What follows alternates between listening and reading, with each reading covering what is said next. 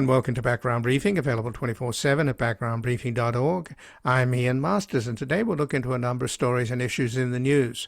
We'll begin with the increasing likelihood Trump will escalate the war on Iran after Iran struck U.S. targets in Jordan, and after his meeting yesterday with Prime Minister Netanyahu, who undoubtedly wants Trump to finish the job. Joining us is Paul Pillar, who served for 30 years as an analyst at the CIA, in which his last position was National Intelligence Officer for the Near East and South Asia. Previously, he served as Chief of the Analytics Unit at the CIA, covering portions of the Near East, the Persian Gulf, and South Asia. He also headed the Assessments and Information Group of the Director of Central Intelligence's Counterterrorism Center and was Deputy Chief of the Center. Paul Pillar is currently a non-resident senior fellow at the Center for Security Studies at Georgetown University and an associate fellow at the Geneva Center for Security Policy and a non-resident fellow at the Quincy Institute for Responsible Statecraft. His latest book is Beyond the Water's Edge: How Partisanship Corrupts U.S. Foreign Policy, and he has an article at Responsible Statecraft. With Trump distracted by Iran, Netanyahu is squeezing Gaza. Then, with some MAGA figures like Marjorie Taylor Greene and Laura Loomer changing or modifying their political positions, we'll look into where refugees from the MAGA movement, which has captured the GOP, might find a home, and speak with Rich Logis, who spent 7 years as a devoted MAGA activist, pundit, and podcaster. He left the movement in 2022 after becoming disillusioned with its extremism and negative impact on American democracy. Not content to simply walk away, Rich founded Leaving MAGA in 2024. Through public speaking, writing, and media appearances, he works fervently to support those seeking a path out of radicalization. Rich refers to himself as a born-again human being and believes that empathy and understanding are necessary to reduce political polarization. And he's the author of One Betrayal Too Many: Why I Left MAGA. Then finally, we'll assess whether Dr. Fauci's taking of the Fifth Amendment in response to Senator Rand Paul's ambush of him today will work in the scientists' favor or be red meat for the anti-vaxxers, conspiracy theorists, quacks, and crackpots. Joining us is Thomas Bollyky, the Bloomberg Chair in Global Health and a Senior Fellow for International Economics, Law, and Development at the Council on Foreign Relations, and a Senior Consultant for the Coalition for Epidemic Preparedness Innovations. He's the author of Plagues and the Paradox of Progress: Why the World is Getting Healthier in Worrisome Ways, and the founder and managing editor of Think Global Health, an online magazine that examines the way health shapes economies, societies, and everyday life around the world. And he has a recent article at the Council on Foreign Relations, The Biotech Race: Can America Stay Ahead of China? And before we begin, for over a decade we have warned that Trump is both a criminal and likely a traitor, not to mention he's mentally unstable, egomaniacal, woefully ignorant, wildly incompetent, insatiably greedy, and spectacularly corrupt. Now it should be clear to all that Trump is doing everything he can to rig the next election and end American democracy as we know it. During these critical months, weeks, and days before the November elections, Background Briefing will intensify its investigations to expose MAGA chicanery, criminality, and cruelty, while exploring strategies and popular movements to ensure a massive turnout to remove our corrupt autocrat, as the Hungarian people showed us by getting rid of Trump's buddy Orban in a landslide. To help sustain us as we increase our staff to cover this critical moment, you can make a tax-deductible donation to our nonprofit foundation, the Public Truth Media Foundation, at publictruthmedia.org or at backgroundbriefing.org/donate. And thank you. And joining us now is Paul Pillar, who served for 30 years as an analyst at the CIA, in which his last position was National Intelligence Officer for the Near East and South Asia. Previously, he served as the Chief of the Analytics Units at the CIA, covering portions of the Near East, the Persian Gulf, and South Asia. He also headed the Assessments and Information Group of the Director of Central Intelligence's Counterterrorism Center, and he was also Deputy Chief of that center. He's now a non-resident senior fellow at the Center for Security Studies at Georgetown University and an associate fellow at the Geneva Center for Security Policy and a non-resident fellow at the Quincy Institute for Responsible Statecraft. His latest book is Beyond the Water's Edge: How Partisanship Corrupts U.S. Foreign Policy, And he has an article at Responsible Statecraft, with Trump distracted by Iran, Netanyahu is squeezing Gaza. Welcome to Background Briefing, Paul Pillar. Thank you, Ian. Good to be with you. Well, thanks for joining us. And of course, yesterday, Trump met with Prime Minister Netanyahu in the Oval Office. It was a closed meeting. We don't know what went on. That supposedly their relationship has been testy. But just today, in response to Iranian strikes on U.S. bases in the Gulf, Trump is now saying he's going to escalate and strike back hard. So I guess tonight we'll find out, or the Iranians will find out what the incoming is. But do you have any sense of whether the bromance is off? Because after all, Netanyahu talked Trump into this ridiculously, horribly counterproductive, stupid war, which Trump is totally trapped in. So I know Trump's choices, I think it's a pretty reasonable assumption that Trump's choices are either to escalate or to capitulate. What do you think he's going to do? Well, with the latest Iranian strikes against some targets in Jordan, Trump, I think, is more genuinely feeling that this was initiated, by the Iranians as opposed to simply retaliation for attacks that the U.S. or Israelis made. Although, even then, you can look at what Iran has done most recently and interpret it in multiple ways. Supposedly, there have been talks going on, indirect talks mediated by the Qataris and the Pakistanis. We don't know the substance of those. So we don't know, what the Iranians may have been reacting to in terms of negotiating positions or demands on the part of the U.S. We don't know some things about internal Iranian politics either, but I think the larger picture is the Iranians have believed that they have time on their side and leverage on their side, in the sense that they realize that Trump is in a very difficult position, as you've just described, and so that's why they've been quite explicit in saying we're not in a hurry to make a deal.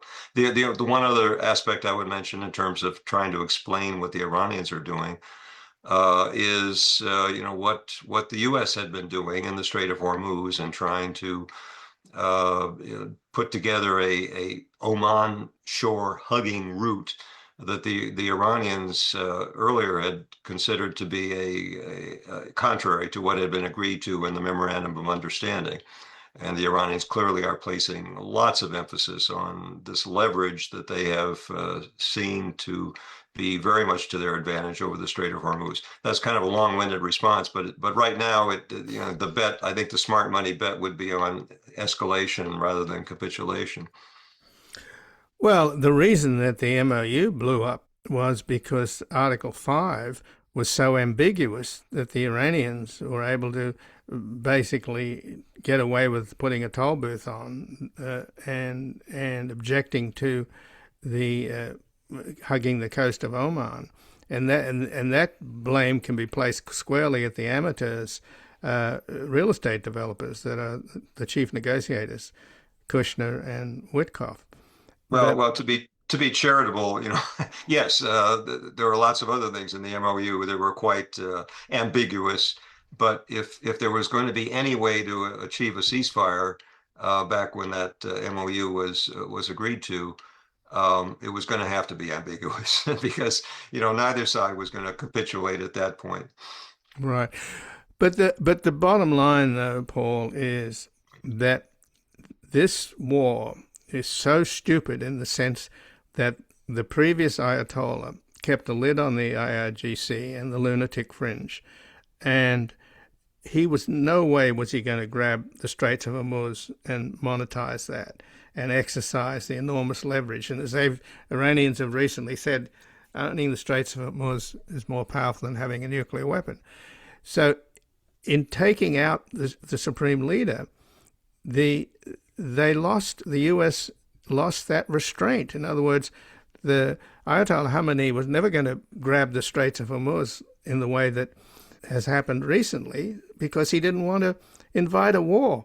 Well, we inflicted a war on him, so this his successors, whoever they are, including his son, have nothing to lose, so they grab the straits. I mean, isn't that what happened? Well, I would frame it slightly differently, Ian, and not hang it so much on the person of Ali Khamenei. I think this is a good example of how a piece of leverage that was out there as potential um, becomes a much bigger part of the picture when it's actually used and demonstrated. Now, we've had private analysts for years who have speculated about what the course of a U.S.-Iranian war would be if Iran, attacked or U.S. attacked Iran, and closure of the Strait of Hormuz or somehow interfering with stripping through it by the Iranians was one of the most frequently mentioned things. But it was still just, a theoretical possibility. So what the war has done, the very fact that the war was initiated, and yes, was a stupid war, no matter who was in charge in Tehran on the other side, that presented the opportunity to actually demonstrate this piece of leverage. And I think some of the Iranian leaders themselves may have been a bit surprised about just how big a part of the whole picture and the whole war story their leverage over Hormuz became. And now that that's been demonstrated, they aren't going to give it up. I would also mention in terms of eliminating the supreme leader, it wasn't just him, and we certainly do have what seem to be harder line decision makers in power. I would also mention Ali Larijani, who was the closest thing to a pragmatist who could had the clout to make decisions. Well, he was, of course, another one that the Israelis targeted for assassination, so he's not around anymore either. So speaking of the Israelis, then, we can speculate about what happened in the Oval Office yesterday in the meeting between Trump and Netanyahu, but it's pretty clear what's going on in terms of ethnic cleansing, both of Gaza and of the West Bank. The settler movement are completely unleashed. They just went up to the Temple Mount and strutted their stuff the other day. They're just horrible people. And, I find it so sad that the settler movement and the far right, Smotrich, Ben-Gvir, the tail that wags the dog of Netanyahu's government, basically don't consider the Palestinians of having any humanity. And it's the same thing that the Nazis did with the Jews. They took away their humanity, called them cockroaches, rats, etc. The same language is happening in amongst this right-wing movement in Israel. So once you descend to that level, and I'm not letting Hamas off the hook, because I think by attacking the Israelis and slaughtering those civilians, I think they turned most of the Israeli population against the Palestinians. What do you think? Well, I agree with everything you just said, Ian. I would just, to add something to tie it back to the Iran war, and this was the focus of the article I wrote that you mentioned. The Israeli government, Netanyahu's government, is exploiting all the attention being given to Iran by, if anything, stepping up all of the predations and outrages that you've just mentioned in the West Bank as well as in Gaza. And among other things, what they are doing is sabotaging any hope of making progress based on Trump's 20-point plan that he advanced last October.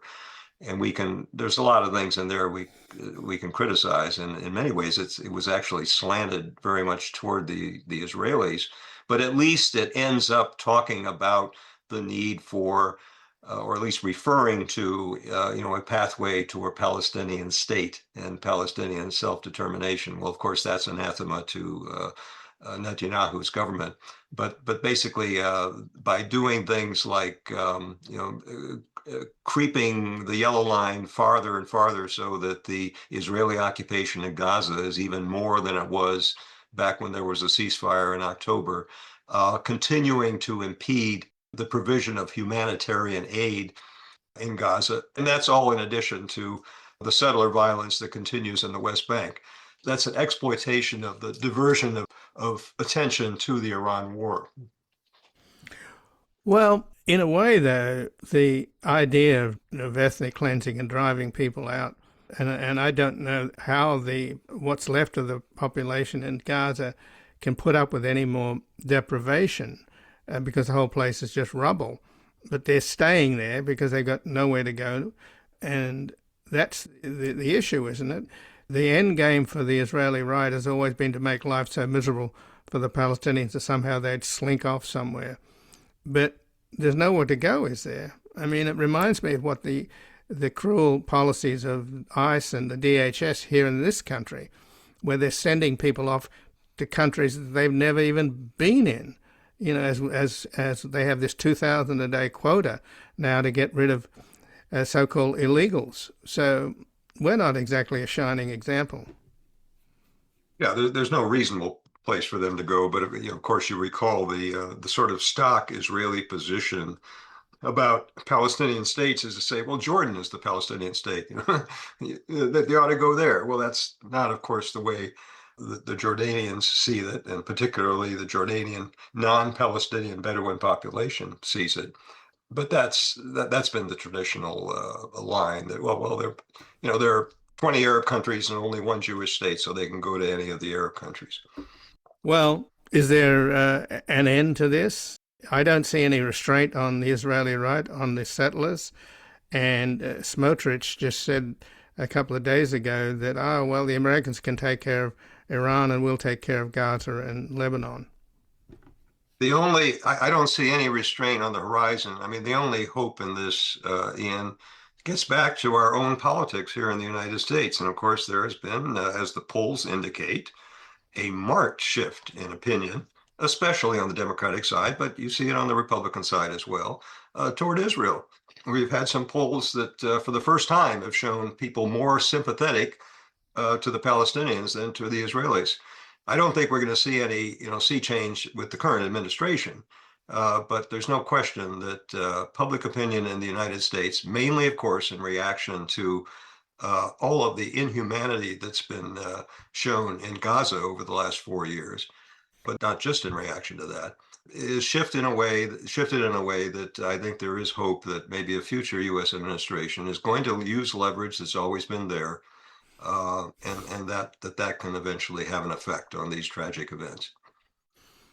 And back to the war in the Gulf, do you think that if, and I share your sense that Trump's likely to, he apparently just hates the Iranians. He's so racist. He talked about at one point, civilization will end tonight. If he escalates and goes after infrastructure like power plants and desalination, then you could end up with a failed state in Iran. And it would seem to me that has always been Netanyahu's dream, is to get rid of this regime altogether, but also to weaken Iran to the point where Israel becomes the local hegemon. Oh, absolutely. I mean, you may get some lip service from Israeli leaders about, we'd like to see, a democracy in Iran, a nice, stable democracy. Baloney, that's one of the last things they'd want to see. They would want to keep Iran as weak and divided as possible. And not only that, but keep it as a source of instability that can always be blamed for anything going wrong in the Middle East, and thereby continue to divert attention from what the Israelis themselves are doing. That's right. And there's no one waiting in the wings in Iran to turn it into a stable liberal democracy tomorrow. It would be more in the nature of a failed state if you have the kind of escalation that you're talking about. Right, but it was the Iranian government, this horrible government, that murdered so many of its own people, who would have been the people that could have built a democratic state if they were able to and allowed to. Yeah, and there's going to be certainly a lot more internal turmoil in Iran, no question about it. I mean, the regime is still very unpopular for all the reasons that have been exhibited when we've had these previous waves of demonstrations, every few years. The war has temporarily kind of masked that. There's been a lot of rally around the flag effect.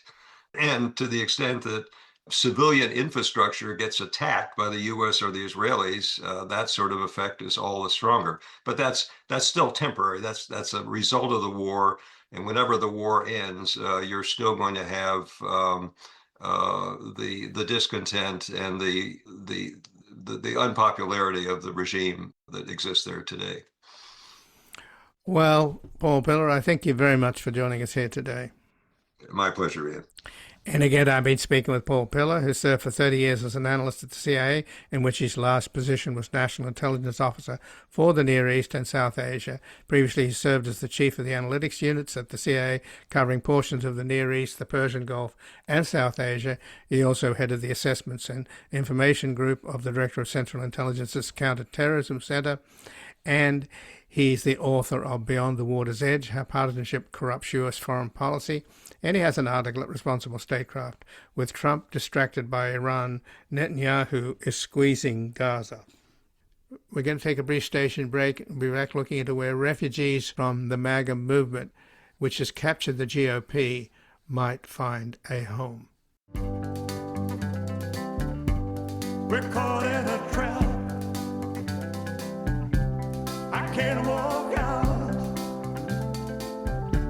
because I love you too much, baby. Why can't you see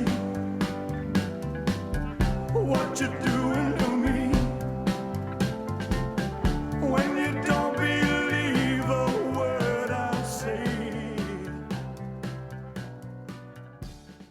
Welcome back. I'm Ian Masters, and this is Background Briefing, available 24/7 at backgroundbriefing.org. And joining us now is Rich Logis, who spent 7 years as a devoted MAGA activist, pundit, and podcaster. He left the movement in 2022 after becoming disillusioned with its extremism and negative impact on American democracy. Not content to simply walk away, Rich founded Leaving MAGA in 2024. Through public speaking, writing, and media appearances, he works fervently to support those seeking a path out of radicalization. Rich refers to himself as a born-again human being and believes that empathy and understanding are necessary to reduce political polarization. And he's the author of One Betrayal Too Many, Why I Left MAGA. Welcome to Background Briefing, Rich Logis. Yeah, Ian, thanks for having me. It's good to be with you. Well, thanks for joining us, Rich. And before you joined MAGA or became a devoted MAGA activist, were you a Republican? So in 2015, I was a political independent. I believe that both parties had been the same and that democracy had failed most Americans and that our elected officials cared mostly about the wealthy and the powerful. And even though Trump came from the world of wealth and influence, I was very attracted to his outsider status as someone without any government, military, or political experience. And I allowed myself to be seduced into supporting the burn it down ethos of the campaign because I believe that the way to save democracy was to tear it down and start anew. And after Trump came on the scene, I wound up working on the campaign. I was a grassroots activist. I contributed part of the call script to the campaign. So anyone who made a call or received a call from the campaign, they were using a script that I had partly contributed to. I recruited Bernie Sanders voters to support Trump. And as someone who grew up in my family, my parents were apolitical and to my knowledge never even voted. So I came from a quintessential middle-class family, but I did not grow up around politics. The most political that I grew up around were my neighbors when I was in high school, who would give me copies of The Progressive and The New Republic magazines, but my parents themselves were not at all political. So I really developed my sensibilities for politics in college, and then it led me to become this independent. And I felt that when Trump came on the scene, that he was the right person for the job because he didn't need the position. So you're neither left or right? Is that a way to describe your politics? You know, I would say that I am a pretty reliable centrist. I am a registered independent right now. I don't belong to any party, but full disclosure, in November of 2024, I did vote Democratic. I worked on Kamala's campaign. I did media hits. I did outreach on behalf of her campaign, and I will vote Democratic again this November because I will not support the MAGA party. I know it's called the Republican Party, but it's the Republican Party in name only. When I was in MAGA, it was a fantasy of ours to kill off the GOP and transform it into a MAGA party, and that has been achieved and accomplished. So I'm going to continue to vote Democratic for the foreseeable future. Well, Rich, that was on display yesterday at the funeral of Lindsey Graham, the sense that the final nail in the coffin of the Republican Party, founded by Abraham Lincoln. The death of Lindsey Graham, the incapacity or whatever's going on with Mitch McConnell, that's it. They're all dying off, and it's totally MAGA. Maybe John Thune is holding the line in the Senate on the filibuster and is trying to stop the Save America Act, which is designed for Trump to steal the next election. But you can't discount the MAGA Senator Mike Lee, who's now threatening to basically keep the Senate open so they don't have their August recess, to force them to vote on the Save America Act. So that's the real battle to watch, don't you think? I do, and I think that the president has shown that he's willing to go to any lengths to remain in power. I do think that there is going to be such an electoral revolt that it's going to be too big to rig. Now, having said that, that's not to say that we should not be mindful of all these attempts by the president to try to restrict voting, and in particular mail-in voting, which he himself has voted before via mail here in Florida. But I do think, Ian, that there's going to be a massive turnout of Democrats and independents against MAGA. I think there's going to be a revolt. I think there are too many broken promises. The president made lots of pledges to lower costs, not start new wars. And this war of choice in Iran has been driving up so many of our day-to-day costs that I think even those who are apolitical and politically indifferent are starting to pay attention. And I think that they're going to very understandably politically punish those who are the majority who's in power right now. And I think it's going to be a good night overall for the Democrats. But then the challenge comes in where the Democrats are then going to need to get to work on their own and start to fulfill their promises of lowering costs. So this is where I encourage people to make sure that they're registered to vote, that they know where their polling places are. You know, here in Florida, we've got a primary coming up very soon. So it's important to not only vote in national elections, but make sure state and local you vote in those as well, because what happens on state and local oftentimes impacts our lives even more than do the national politics. So in terms of your movement, leaving MAGA, which you did you started it in 2024, and you left the MAGA movement in 2022, Kamala Harris did in the last election spend a lot of time with disaffected Republicans. And certainly Liz Cheney wasn't ever MAGA, but I'm just wondering in terms of what kind of constituency is out there in terms of people disillusioned with MAGA. I know there's a constituency of conservatives disillusioned with how the GOP has been captured by MAGA, and you have, the Lincoln Project and other examples of that. But in terms of the leaving MAGA constituency, are the Democrats making any efforts to reach out to you? Well, I don't think the Democratic Party is making much of an effort, unfortunately, to speak to people outside of their base. And I think that that's really unfortunate, because it is my belief that there are more people right now in MAGA who are privately harboring doubts than ever before. I think there are also more than we realize who have quietly left MAGA and are looking for their own new community, because that's what I call MAGA, is a community, and people need a place to go if they're going to leave, and that's what we at Leaving MAGA are trying to develop and build for those who leave and for those who have doubts. We've got a nationwide billboard campaign, and that campaign, the messaging is very simple, welcoming, and inviting. It reads, "Having doubts, you are not alone." But I don't think Democrats are doing much outside of their base, and that's not to contradict myself. As much as I think that Democrats will succeed in November, I'm also concerned long term that because they're afraid to go to unfriendly, hostile territory, we're missing opportunities to meet the MAGA doubters.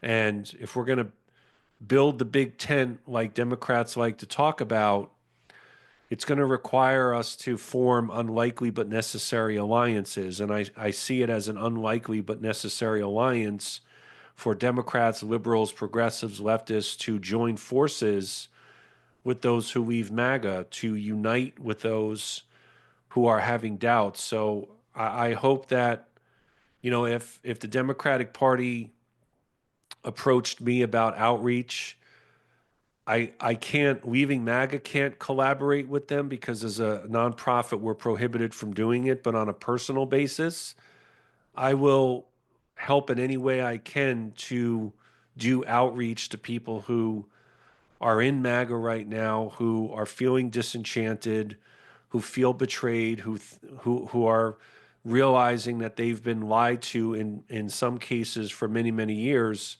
And those people need a place to go. And the Democratic Party has a prime opportunity to be a place where those disenfranchised voters feel like that who are feeling alienated and estranged from politics, that the Democratic Party is a place that they could turn to.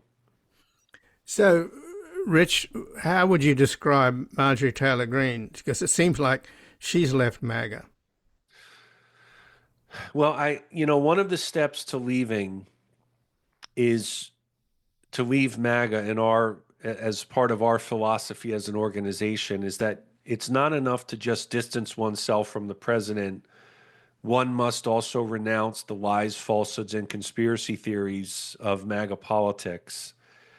And I'm not entirely sure, Ian, that Marjorie Taylor Greene, we can say accurately that she's left MAGA. I think we should be very open-minded about the possibility that she might. I fear that the reason she turned on Trump is because Trump is not MAGA enough for her. Same with someone like a Tucker Carlson. Same with someone like a Nick Fuentes, these figures who have a lot of reach and influence. But I don't think it would be accurate to say that she has left MAGA, but she has certainly distanced herself from the president, and distancing oneself is oftentimes the first step to leaving. Another step to leaving, which is something that I underwent as a turning point in my life, is diversifying our news and information sources. When I started doing that, I started to realize that so much of what it was that I had believed turned out to be false. And I had to go through my own self-introspection and reckoning with better understanding the fact that I had crafted an entire persona and identity based on lies, falsehoods, and conspiracy theories. So we need to, I'm going to keep an open heart and an open mind to Marjorie Taylor Greene. I would love for nothing more than for her to truly leave MAGA and repudiate the lies, falsehoods, and conspiracy theories. And if she were to do that, she would be welcome at any time at our Leaving MAGA community. So, Rich, describe your technique, if that's the right word, in terms of getting people to leave MAGA or giving them a safe place to leave MAGA with empathy and understanding, because too many people on the left dismiss MAGA people as beyond the pale. So what can you tell particularly our left-wing audience? I think that, as I mentioned, that one of the steps to leaving is to renounce the lies, falsehoods, and conspiracy theories. But the other step, and I think this one is particularly pertinent for those who are left-leaning to hear, is to make the continued case that we as a people agree more than we disagree. And I think if we were to get an anti-MAGA and a pro-MAGA person together and they had a lengthy enough conversation, they would discover that there's more concurrence than there is disagreement on issues. Now, there might be some disagreement on how to reach certain outcomes, what the solutions might be, but it's a way to lower the defenses by making a continued case that we as a people have many of the same fears and concerns and hopes and dreams. We all want economic opportunity. We want a safe and secure country. We want good schools. We want high quality healthcare. We want affordable housing. People in MAGA want this. People who are not in MAGA want these. And it comes back to that unlikely but necessary alliance point that I made, Ian, which is I do think that there's an opportune time right now for people who have MAGA identified friends and loved ones to re-engage their MAGA friends and close ones. Because even if for some they might be saying, well, Rich, I already did that. I did that months ago. There was no success. I understand, but now's a different time. And I believe that there are more than ever who are in MAGA who are starting to have doubts. And we need to give them a pathway out of MAGA. I don't think, Ian, that most people in MAGA are extremists, but I do believe that MAGA is an extremist group because it encourages its adherents to dehumanize, demonize, and vilify those with whom they disagree. So I think if we can lower the bulwarks and lower the defenses of people who are not in MAGA, where they might feel defensive and unwilling to engage those who are in MAGA, I think now's a time for us to reinitiate those conversations and make it known to the people in MAGA that, hey, I believe we actually agree more than we disagree. And the polarization and the divisions are real, but what prevent us from realizing that we agree more than we disagree is mis and disinformation. And unfortunately, mis and disinformation is rife across the MAGA community. And while I'm not saying that other groups aren't information siloed, MAGA is the most information siloed group in the country. I can attest to that with confidence, having been in MAGA myself for 7 years. So just in closing, though, Rich, given that Trump is determined to steal the next election, do the MAGA people believe in democracy, or are they just totally in the thrall of Trump to the point where they believe his big lie that he won the 2020 election and that the Save America Act is necessary? You know, I like to believe, Ian, that anyone can change. And I know that not everyone will, but I think my story, the stories of those which people can read at our site at leavingmaga.org, of the other leaders who left MAGA, all of us are living proof that it's possible to change our minds. So even though, yes, I know I'm not naive about this fact. I know that there is some percentage of MAGA who would never change. But I do think that there are more in MAGA, and it's a growing number of people who are starting to realize that the president has been lying to them for years. And one of those lies is about the stolen election of 2020. Thankfully, I was someone who never believed that the election was stolen. I remember telling some of my fellow MAGA compatriots that I thought there would be a massive turnout for Joe Biden, and there was. And I knew that there was a possibility that we could lose. So I never, of all the lies I believe, thankfully the election lie was one that I knew better about. And I do think that there are more in MAGA who are starting to realize that these falsehoods have been years and years in the making. And I think that there are some in MAGA who are starting to understand this. And it's important for us to make sure that if we're talking with people in MAGA, that we let them know in a respectful, gentle way that a lot of the information that they might be getting is false and it's inaccurate and it's conspiratorial. And it's why we do something in Leaving MAGA called information bartering. And what that is a way for us to exchange information with those who are in MAGA. So in other words, we would read something that MAGA provides us whether it's an article or a podcast, if the person in MAGA reads or consumes something that we provide them. And it's not designed to change anyone's mind, but by widening their information aperture, they can start to get information that is based on truth and facts and reality. Because unfortunately, with mis and disinformation, it's created two alternate realities, and there's disagreement about basic facts. But I think that there's an increasing number of people in MAGA who are starting, Ian, to understand that they have been lied to and that they have been conned. And we have to make it known to those individuals that it's okay to admit that we were wrong, that it's okay to acknowledge a mistake, and we give them a pathway out of MAGA. And the way that we recommend doing that is anyone who knows people who are having doubts, that they introduce them to our organization. And our organization is one where people can meet others who went through a similar odyssey of leaving MAGA. Odyssey being the film of the moment, right? So Of the moment, that's right. Quickly, Rich, where do they go? Where do the people go?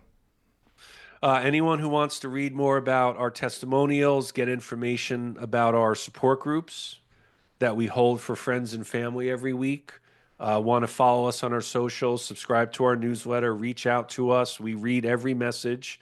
They can do so at leavingmaga.org. They can get information on our on my memoir, One Betrayal Too Many. Meet us at leavingmaga.org. Drop us a line. Make sure you're following us. And we look forward to hearing from everybody. And again, we do read all of our messages at leavingmaga.org. Rich Logis, I thank you very much for joining us here today. It was my pleasure, Ian. Thanks for having me. And again, I've been speaking with Rich Logis, who spent 7 years as a devoted MAGA activist, pundit, and podcaster. He left the movement in 2022 after becoming disillusioned with its extremism and negative impact on American democracy. Not content to simply walk away, Rich founded Leaving MAGA in 2024, and through public speaking, writing, and media appearances, he works fervently to support those seeking a path out of radicalization. Rich refers to himself as a born-again human being and believes that empathy and understanding are necessary to reduce political polarization. And he's the author of One Betrayal Too Many, Why I Left MAGA. We're going to take a brief station break and back assessing whether Dr. Fauci's taking of the fifth in response to Senator Rand Paul's ambush of him today will work in the scientists' favor or be red meat for the anti-vaxxers, conspiracy theorists, quacks, and crackpots. Too fast to take that test. Changes. Turn and face the strain. Changes. Don't wanna be a richer man. Changes. Turn and face the strain. Changes. It's gonna have to be a different man. Time may change me, but I can't trace time. Welcome back. I'm Ian Masters, and this is Background Briefing, available 24/7 at backgroundbriefing.org. And joining us now is Thomas Bollyky, who's the Bloomberg Chair in Global Health and Senior Fellow for International Economics, Law and Development at the Council on Foreign Relations, and a Senior Consultant for the Coalition for Epidemic Preparedness Innovations. He's the author of Plagues and the Paradox of Progress, Why the World is Getting Healthier in Worrisome Ways, and the founder and managing editor of Think Global Health, an online magazine that examines the way health shapes economics, societies, and everyday life around the world. And he has a recent article at the Council on Foreign Relations, The Biotech Race, Can America Stay Ahead of China? Welcome to Background Briefing, Thomas Bollyky. Thanks so much for having me. Well, thanks for joining us. And what did you make of Dr. Fauci being forced to take the Fifth Amendment in response to Senator Rand Paul's, well, I would describe it as an ambush of him today before the Senate? And do you think this is going to work in the scientists' favor or be red meat for the anti-vaxxers, the conspiracy theorists, and the quacks and the crackpots? I thought today's hearing was very unfortunate. Partisans and opportunists have magnified and mischaracterized any inconsistencies, inequities in the U.S. COVID response as an effort or a vehicle to sow polarization and doubt about U.S. public health generally. I saw the hearing today in that lens, and I do think it is a start of a new round of efforts to persecute and prosecute Tony Fauci.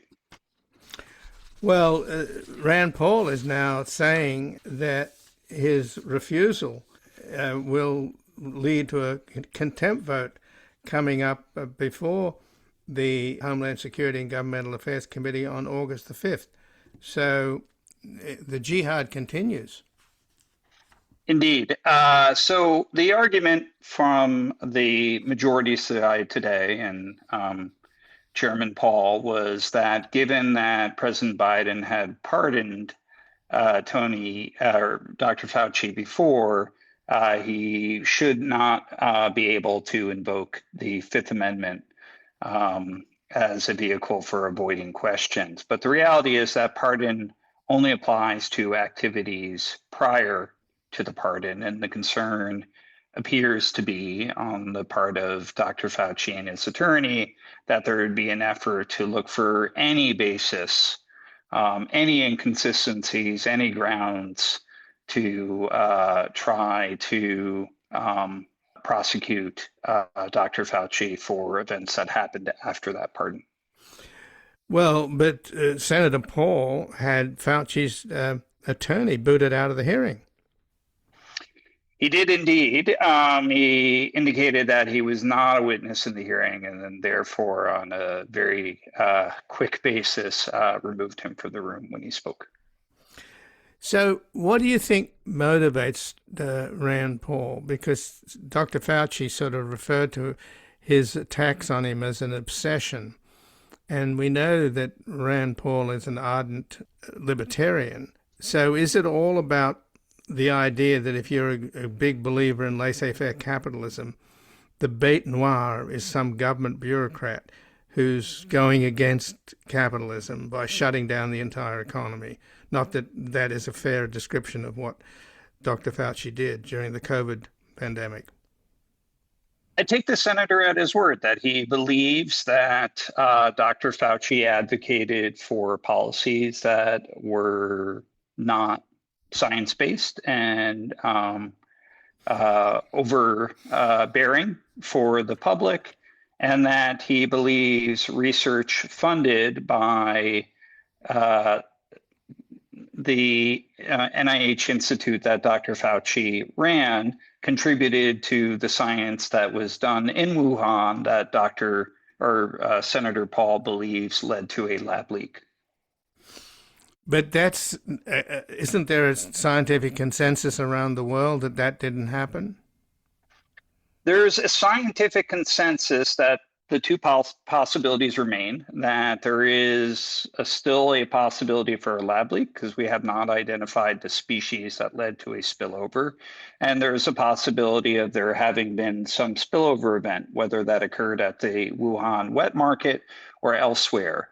What I think it is fair to say is why both of those are open possibilities, the bulk of scientists believe they're not equally probable, and that the evidence as it stands today tilts towards a spillover, a natural occurring event as being the cause of the pandemic. But until we identify the particular species or animal that led to that spillover, we can't fully exclude the possibility that there was some accidental cause. So, but my understanding is that Dr. Fauci was open-minded about other possibilities. He didn't rule them out, but at the same time, basically went with the broader consensus. So Rand Paul and others are trying to suggest that it was some kind of cover-up, perhaps in collusion with the Chinese communists. Is that what's going on here? I think there is an indication on Senator Paul's side that he believes Dr. Fauci is trying to hide evidence in this regard. In the personal diary release today, and I cannot profess to have read all 1,100 pages, but I did parse through some of it. It's hard to see the evidence of that cover-up. As you say, Dr. Fauci early in the pandemic seriously considers the possibility that this was, in fact, an accidental event, a lab leak that occurred in Wuhan.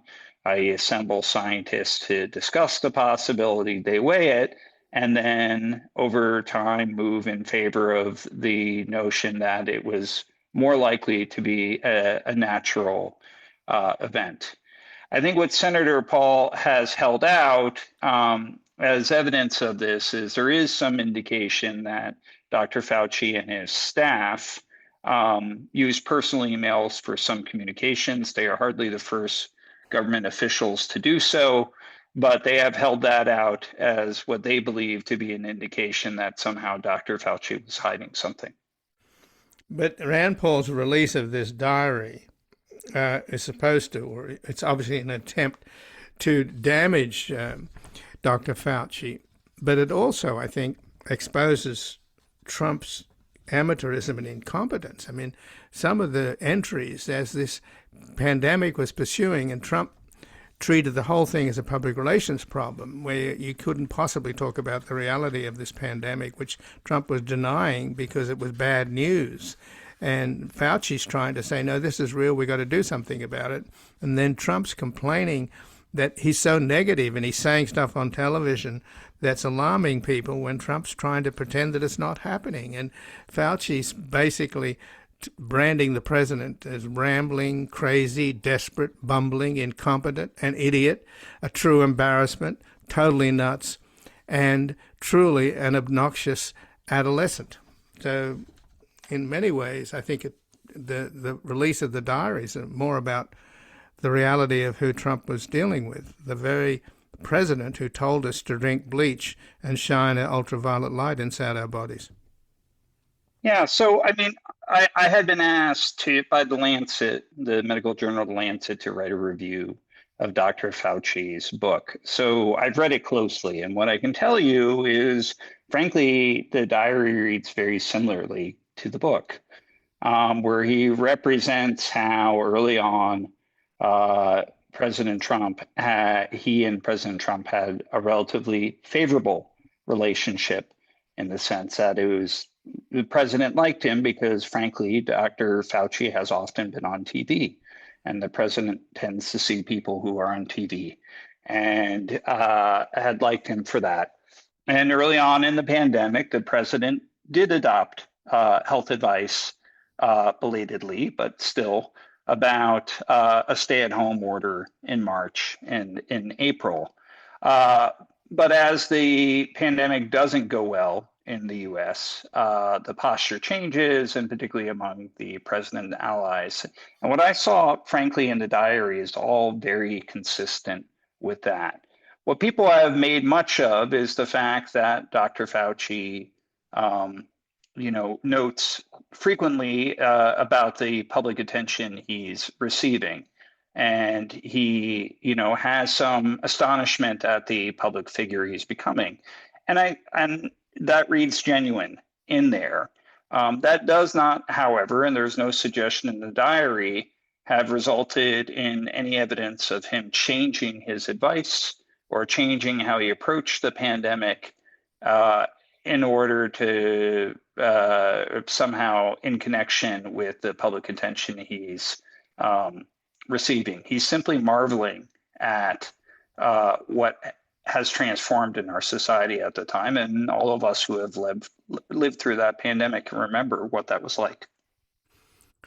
Well, do you think, though, that Trump, being a reality TV guy and being obsessed with the media and obsessed with his own fame or lack thereof, he's so absolutely, obsessed with Hollywood and people lavishing him with praise. And we see what happens at the cabinet meetings. It's like a North Korean cabinet where they all have to praise the dear leader. So I suspect that a part of what happened in terms of their relationship souring was that, and as you point out, Fauci was surprised at how people were responding to him in a very positive way. That's largely because he was telling the truth and is a charming and erudite, but he's also, incredibly grounded in science And I don't know whether there was an element of jealousy there with Trump, because he hates anybody stealing the limelight. I think it's clear that Dr. Fauci felt compelled to contradict the president publicly, and at times appeared visibly exasperated in doing so. And I think that earned him the admiration of large swaths of a very frustrated American public. But I think it also convinced some Trump supporters that Dr. Fauci was undermining the president during a national crisis. That's a hard line to toe, and it's one that he talks about a great deal in the book and comes across in the diary, where he really viewed his responsibility was as a public servant to call it as it is. And clearly, the president and his advisors wanted something else from him. Well, early on, I remember him visiting the CDC in Atlanta, and he's standing next to the head of the CDC and more or less saying that, there's nothing happening. So it needed somebody like Fauci, didn't it, to tell the American people the truth. Little wonder they responded to him, because, my daughter's a doctor. She was in charge of the emergency department at Rutgers Hospital in New Jersey after they were hit very hard early in the pandemic. And she had patients on gurneys in the corridors dying, and there wasn't enough respirators, and they didn't have the proper gear to wear to protect themselves. And I mean, it was a real pandemic. There's no way to deny what was happening. But the impression I had from the very beginning was that Trump just wanted this thing to go away and somehow was guilty of magical thinking. It's clear that they had assumed that we would have these nationwide stay-at-home orders, and that somehow this would change the situation, or that we would have travel restrictions on other countries, and somehow this would keep the virus out. And it's hard to square that with the science, and obviously it's not what happened. I think, the reality is Dr. Fauci was in an impossible situation with somebody with his remit and expertise of trying to communicate to the public. He made mistakes for sure, as did everyone who was on TV at that time as the situation evolved, but certainly was earnest in the pursuit of his responsibilities. The president wanted somebody who was there to support him and the administration politically, and that was not Tony Fauci. Right, but at the time I'm talking about, early in the pandemic, Trump was saying that COVID would just go away in a couple of days. I mean, it reminds me of what's happening here with this war on Iran, where he said we're winning. He's been saying we've been winning now for months on end, and it's all going to be over soon, and we're going to win. So I see a kind of through line there. And it's clearly wrong. It certainly persisted after that time. And I think the pandemic, to be fair to the president, there were others where you had a perception during the Biden administration that it would be over by 4th of July, and it wasn't. So there were real mistakes being made, where I think President Trump's treatment of Dr. Fauci and the treatment he received today in the hearing distinguishes itself as the attack on scientists for trying to do their job. And indeed, they did do their job in terms of getting a vaccine done remarkably quickly. So there's also some praise due, isn't there? There is. The previous record for getting a novel new vaccine from conception to bedside was 4 years. We did it in 10 months. And we produced globally 4 times the number of doses that typically are produced worldwide in a year. We scaled that up rapidly. The science, particularly around vaccines, and that's largely a lot of that is an infrastructure that had been built and supported by the National Institute of Allergies and Infectious Diseases that Dr. Fauci had run for decades. So there is some real credit there in particular. Well, Thomas Bollyky, I thank you very much for joining us here today. My pleasure. Thanks for having me. And again, I've been speaking with Thomas Bollyky, who's the Bloomberg Chair in Global Health and a Senior Fellow for International Economics, Law and Development at the Council on Foreign Relations and a Senior Consultant to the Coalition for Epidemic Preparedness Innovations. The author of Plagues and the Paradox of Progress, Why the World is Getting Healthier in Worrisome Ways, and the founder and managing editor of Think Global Health, an online magazine that examines the ways health shapes economics, societies, and everyday life around the world.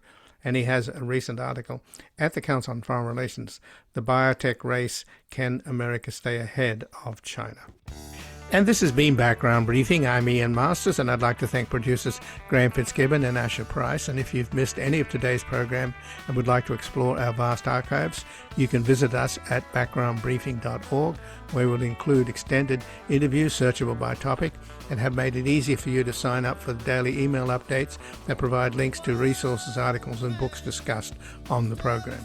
Also, you can find links there to subscribe wherever you get your podcasts, and we highly encourage your ratings and reviews on these platforms.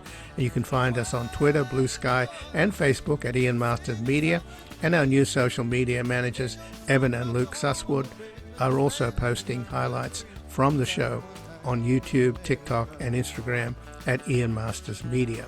So please do help us reach more listeners by sharing this program with friends, family, and colleagues. And to help us sustain this program into the future and assure it remains free to all, please take a moment to support us by going to backgroundbriefing.org/donate, where your tax-deductible donations, large and small, keep us broadcasting. And I'll be back again tomorrow with another Background Briefing at backgroundbriefing.org. Bye for now.